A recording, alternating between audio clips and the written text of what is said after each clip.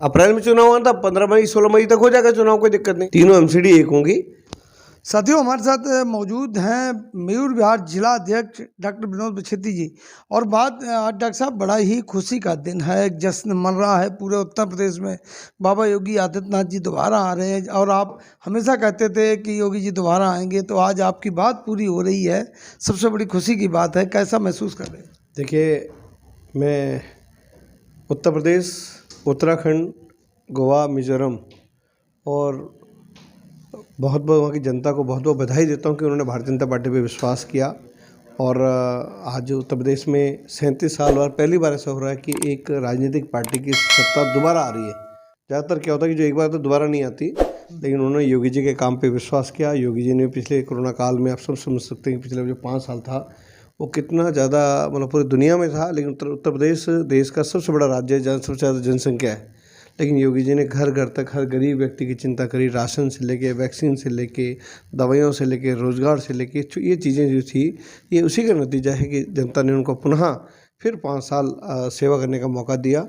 और देश के यशस्वी प्रधानमंत्री मोदी जी के माध्यम से जो उत्तर प्रदेश में करीबन मेडिकल कॉलेज से लेके, एम्स जैसे अस्पताल से लेके, जो हाईवेज़ जो बन रहे हैं वहाँ पे, और जो पूरा एक वहाँ जो क्राइम, पहले के ज़माने में उत्तर प्रदेश में इतना क्राइम होता था, एक डर होता था, हर आदमी उत्तर प्रदेश के नाम से डरता था। रात को 5 बजे लोग घर से बाहर नहीं निकलते थे। आज आप 2 से लेकर 3 बजे तक आप जाइए, कहीं कोई दिक्कत ही नहीं है। तो ये सब उसी का नतीजा है, जो काम का बदौलत ही लोगों ने योगी जी। पंजाब हाथ से चला गया। देखिए, पंजाब में भारतीय जनता पार्टी कभी भी नहीं थी। शुरू से वहाँ अकाली दल ने राज किया, वहाँ कांग्रेस ने राज किया, और वहाँ कोई प्रॉपर विकल्प नहीं था। कहीं ना कहीं पार्टी, देखिए मंथन का विषय, पार्टी में आगे विस्तार वहाँ पे करेगी। लेकिन ये बड़ा दुख की बात है कि पंजाब में आम आदमी पार्टी को लोगों ने वहाँ विश्वास किया है। मैं तो वहाँ मतलब उन्होंने भरोसा किया, उन्होंने किया। लेकिन दिल्ली में जिस तरह की अरविंद केजरीवाल की स्थिति है, यहाँ पे देखिए पानी की स्थिति बहुत ख़राब है। यहाँ कोरोना काल देखिए, 2 साल 2.5 साल कोरोना काल रहा है। 18 लाख लोगों ने यहाँ राशन कार्ड के लिए अप्लाई कर रखा है। मतलब ये दिल्ली सरकार के राशन दफ्तर में केजरीवाल के पास 18 लाख लोगों के राशन कार्ड नहीं मिले 7 साल से, क्योंकि केजरीवाल बता कि जो लोग राशन कार्ड बन गए तो उनको राशन देना पड़ेगा। पिछले 7 साल में यहाँ 500 स्कूल की बातें किए थे, 500 स्कूल में एक नया स्कूल नहीं खोला। RTI लगा लीजिए आप, एक नया बड़ा अस्पताल नहीं खोला। जो शीला दीक्षित जी जो उनके कार्यकाल में जो अस्पताल बने थे, उन्हीं का ही निर्माण जो है, उसी के रिबन केजरीवाल जी ने जरूर काटे हैं, लेकिन एक नया अस्पताल नहीं बनाया। 20 विश्वविद्यालय की बात की थी केजरीवाल जी ने, 7 साल पहले कहा था कि हम विश्वविद्यालय बनाएंगे। आज एक नया विश्वविद्यालय नहीं है। हर साल दिल्ली में जो 12वीं में करीबन 2 लाख बच्चे पास होते हैं, 65 से लेकर 70 बच्चे दिल्ली यूनिवर्सिटी में, 65-70 हज़ार बच्चा दिल्ली यूनिवर्सिटी में एडमिशन लेता है। आज दिन है चुनाव रिजल्ट का सर। हाँ। तो खासकर उसी पे बात की जाए। आपने एक दिन पहले कल ही मतलब संदेश दे दिया था, एडवांस में एक जन समूह को एक संदेश दे दिया था पूरे जिले को। नहीं देखो, ये तो बात कैसे आत्मविश्वास? नहीं देखिए, आत्मविश्वास तो योगी जी के काम का है ना। केवल मैं तो भारतीय जनता पार्टी के कार्यकर्ता हूँ, लेकिन सबसे बड़ी चीज़ कि देश के उत्तर प्रदेश की जनता ने जो उन पर विश्वास जताया, उन्होंने कोई भेदभाव नहीं हुआ। जो भी केंद्र की योजनाएं थी, प्रदेश की योजना थी, चाहे हिंदू हो, सिख हो, मुस्लिम हो, हर बरादरी को उनको जो उन्होंने मकान बना के दिए, वो मकान मांगने सबसे ज़्यादा अगर देखा जाए तो हमारे मुस्लिम समाज के लोगों को मिला, अपने SC समाज के लोगों को मिला, सबको, कोई भेदभाव नहीं। जो भी है सबको बराबर उन्होंने सारी योजनाओं को लाभ मिला। कॉन्फिडेंस था, सपा को भी तो कॉन्फिडेंस था। नहीं देखिए, सपा का तो बेसिकली क्या होता है कि सपा को लगता है कि भाई कामल, देखिए आज मैं एक आपके योगी जी के एक उदाहरण आपको देना चाहता हूँ कि इसी जब पिछले 5 साल के कार्यकाल में योगी जी के पिताजी का निधन हुआ, कोरोना की पीक था, सेकेंड लेट थी, तो उन्होंने कहा था भी कि मेरे लिए 26 करोड़ लोग मेरे लिए पहले हैं, और वो अपने पिताजी की मतलब अंत्येष्टि में नहीं गए। आपको मालूम होगा ना। बिल्कुल। तो इतना बड़ा त्याग कौन कर सकता है? बड़े सवाल। जबकि एक मुख्यमंत्री हो सकता है हेलीकॉप्टर जाने में आधा घंटा लगा, आधा घंटे माना, लेकिन उनके लिए जनता भी नहीं। आज भी उनका जो जीवन है, सादगी भरा जीवन है, 2 कपड़े जोड़ी कपड़े लेके उस जीवन में चलते हैं। तो ऐसा राजा, ऐसा मुख्यमंत्री तो किस प्रदेश को नीचे होगा उधर मुख्य। लेकिन सर, इसके पहले तो बहुत कुछ कहा जा रहा था कि महंगाई का मुद्दा बीच में आएगा, बेरोजगारी आएगी, ये तमाम चीज़ें, लेकिन वो धरी के धरी रहेगी। नहीं देखो, विपक्ष को कुछ और उनके पास है ही नहीं। आज देखिए, विपक्ष कांग्रेस देश की सबसे पुरानी पार्टी आज ख़त्म हो गई। पंजाब में थी, पंजाब में भी ख़त्म हो गई। पिछले 2 साल से कांग्रेस के पास राष्ट्रीय अध्यक्ष नहीं है। बहुत सारे लोग हैं जो कांग्रेस के बड़े नेता, जिनको लगता है कि कांग्रेस का उनका दम घुट रहा है, क्योंकि कांग्रेस में भविष्य नजर नहीं आ रहा। कांग्रेस धीमे धीमे खत्म हो रही है। क्या लगता है जैसे अब दिल्ली में चुनाव है, दिल्ली में क्या आम आदमी पार्टी बीजेपी वर्सेस रहेगा? नहीं नहीं, देखिए दिल्ली एक केंद्र शासित राज्य है हम्म, और दिल्ली में जिस तरह से मैंने कहा ना कि देखिए झूठ लंबा नहीं चलता। हम्म, देखिए एक बार राष्ट्रीय जनता दल था जिसका एक चक्र था पूरे देश में हुआ, प्रधानमंत्री बना, लेकिन आज वो जनता दल कहाँ गया, खत्म है ना। जयललिता जी थी, क्षेत्रीय संगठन में लंबा भविष्य नहीं है, ये वन मैन शो है। अरविंद केजरीवाल जी जो अपने जुबान के पक्के नहीं हैं, जिन्होंने देखे बोलते कुछ और करते कुछ, झूठे से आप एक बार सत्तर में काट की हांडी बार बार नहीं चढ़ती। दिल्ली में सर कल जैसे प्रेस कॉन्फ्रेंस हुई चुनाव आयोग की, केजरीवाल और मनीष सिसोदिया दोनों ने ट्वीट किया है कि बीजेपी डर गई है। अब क्या कहना चाहेंगे? देखिए बीजेपी डरी नहीं है, मैं आपको बताता हूँ इसका। देखो जो तथ्य ये है कि पिछले 7 साल में दिल्ली में जो टैक्स इकट्ठा होता है, जो हम लोग कुछ भी टैक्स सरकार को देते हैं, उस टैक्स का मात्र 12.5% एमसीडीओ के डेवलपमेंट के लिए जाता है, जिसमें तनख्वाहें हो गई, हॉस्पिटल्स, डॉक्टर्स, पैरामेडिकल, टीचर, सफाई कर्मचारी, जो मेंटेनेंस होता है, हमारे जितने स्कूल हैं, जितने हमारे समुदाय भवन, उनके मेंटेनेंस में पैसा लगता है। 14,000 करोड़ रुपया पिछले 7 साल में दिल्ली के मुख्यमंत्री, दिल्ली सरकार ने एमसीडी का देना है। एमसीडी का पुंगू बना रखा है। 4-5 महीने से डॉक्टर्स की, पैरामेडिकल स्टाफ की, सफाई कर्मचारियों की, हमारे टीचरों की तनख्वाह नहीं मिल रही, ये किसी नहीं आ रहा। तो लेकिन ये बात जब केंद्र सरकार को हुआ तो केंद्र सरकार ने कहा भी कि तीनों एमसीडी एक होंगी, और कहीं ना कहीं वो केंद्र से एक, जो पहले आपको मालूम होगा कि 1977 के टाइम पे भी सेम ऐसे होता था, है ना, यही होता था, दोबारा वही चीज़ शुरू कर।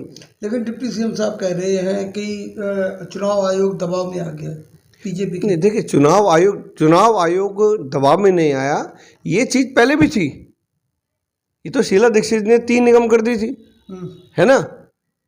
तो आज दोबारा एक हो जाएगी तो क्या होगा कि नियमों को, तनख्वाह के लिए मेयर को, चेयरमैन, कमिश्नर को बार बार है दिल्ली के मुख्यमंत्री के आगे जैसे भीख मांगते वो नहीं मांगनी पड़ेगी। देखो वो ये कह रहे हैं ना कि चुनाव समय पे हो जाता तो हमें ठीक था। केजरीवाल जी ने नहीं चुनाव, कल से देखिए चुनाव बहुत जल्दी, महीना, देखिए अप्रैल में चुनाव आना था, 15 मई 16 मई तक हो जाएगा चुनाव, कोई दिक्कत नहीं।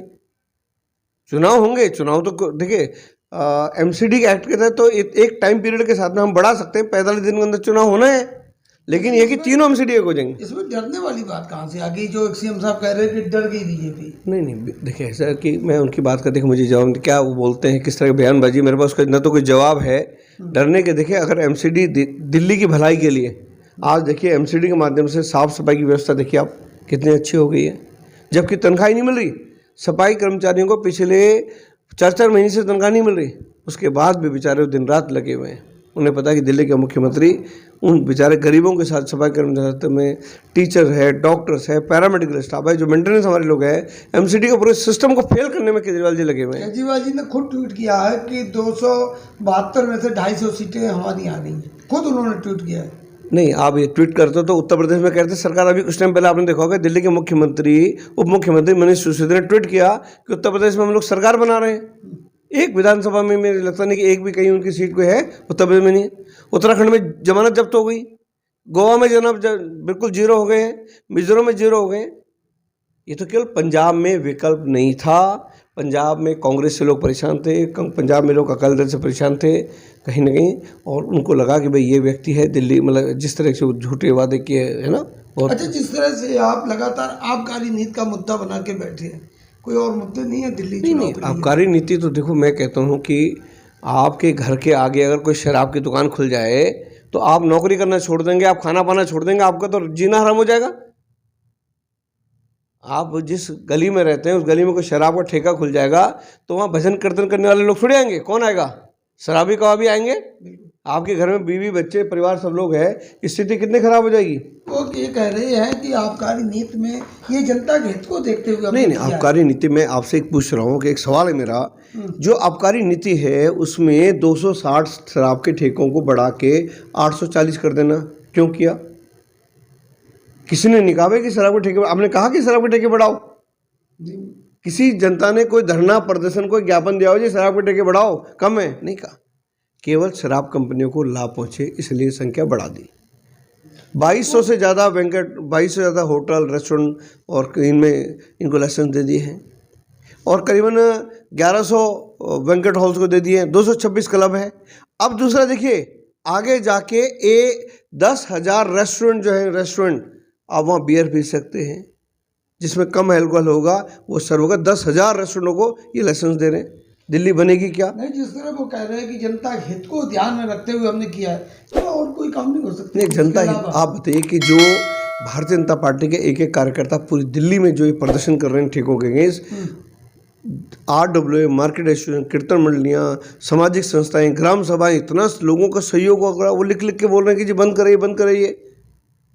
बहुत सारी जगह तो 24-24 घंटे के लोग धरने पे बैठे हुए हैं, माताएं बहनें बैठी हैं। और सबसे ज़्यादा इस नीति का जो विरोध कर रही है वो हमारी माताएं बहनें कर रही हैं। उनको पता है कि अगर आज हमने विरोध नहीं किया तो उनका घर कर, अगर उनके परिवार का कोई भी एक बच्चा है, कोई भी इस नशे में, अगर इस नशे में फंस गया तो पूरा परिवार जीरो हो जाएगा। अच्छा, मैंने कई बार वो सुना है, लोग जो बता रहे हैं कि आपके ज़िले में खासकर मयूर विहार और आपकी मेहनत से कितने ठेके अभी तक बंद? देखिए, हमने यहाँ 24 ठेके थे, 6 ठेके बंद कर दिए हैं। एक ठेका आज बंद हो जाएगा, मैं बताऊंगा नहीं कौन सा ठेका बंद हो रहा है, लेकिन वो ठेका 4 या 5 बजे तक बंद हो जाएगा।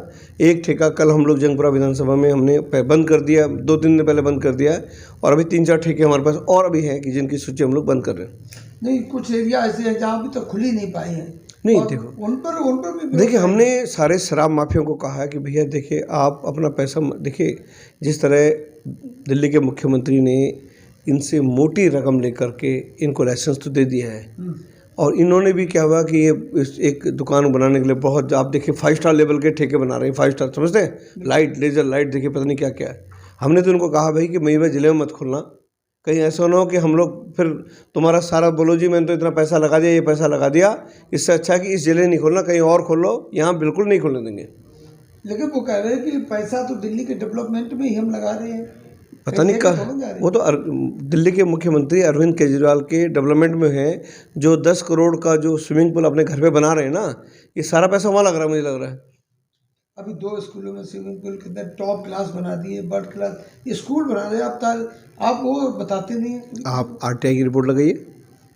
RTI की रिपोर्ट में केवल और केवल एक स्कूल जो नई भूमि पे बना है, केवल एक स्कूल। 2 और सीएम साहब ने, डिप्टी सीएम ने उद्घाटन किया, शिक्षा मंत्री मनीष सिसोदिया जी। नहीं, आप मान लीजिए कि किसी स्कूल, बने हुए स्कूल पे कोई इतने बड़े दिल्ली में केवल दो स्विमिंग पूल, एक स्विमिंग पूल। अभी इन्होंने क्या हुआ, एक इलेक्ट्रॉनिक बस का उद्घाटन किया। एक बस का 2 बार दिल्ली के मुख्यमंत्री ने ड्रामेबाज तो है ही उद्घाटन कर दिया, और पता नहीं पता था 16,000 रुपये उसमें ऐड लगा दिया, अखबारों में, टेलीविजन पे, FM पे, पूरे पंजाब। अच्छा, एक बस का उद्घाटन हुआ और पूरे देश के अखबारों में खबर आ गई, सारे न्यूज़ चैनल में आ गए, सारे सोशल मीडिया पे आ गए, सारे FM पे आ गया।